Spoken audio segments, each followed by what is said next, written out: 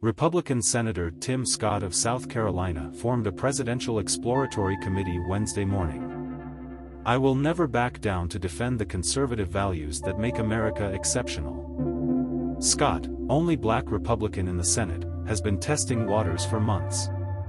He has visited Iowa frequently since embarking on a Faith in America listening tour in February.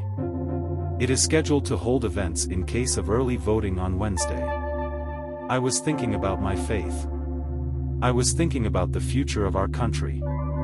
And I was thinking about the left's plan to destroy America."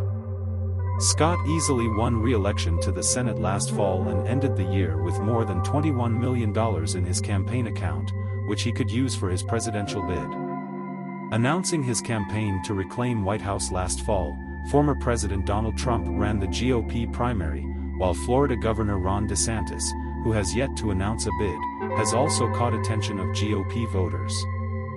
Former Arkansas Governor Asa Hutchinson, who is a frequent critic of Trump, announced earlier this month that she will be running for the GOP nomination. And Scott's South Carolinian friend, former Governor Nikki Haley, announced his proposal in February. Scott refused to support Haley, who appointed him to a vacant Senate seat in 2012, a sign that he may seek the presidency himself. Both South Carolinas attended the anti-tax group Club for Growth's fundraiser retreat in Palm Beach earlier this year, along with other potential GOP candidates. "I believe we are giving voters a choice, so they can decide how we move forward. I think it would be better if we had conversation about beating Joe Biden as opposed trying to have a speech about how beat Republican," Scott added. When asked specifically how he plans to beat Donald Trump, Scott glossed over the question, citing his personal story, message of faith, and ongoing listening tour in Iowa, New Hampshire, and South Carolina.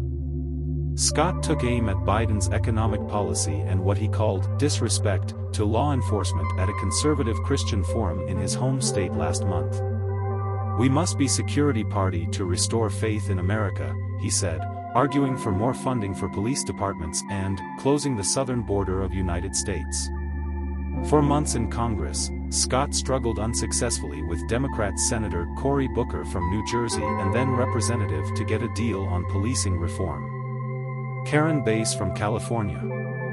After the brutal beatin,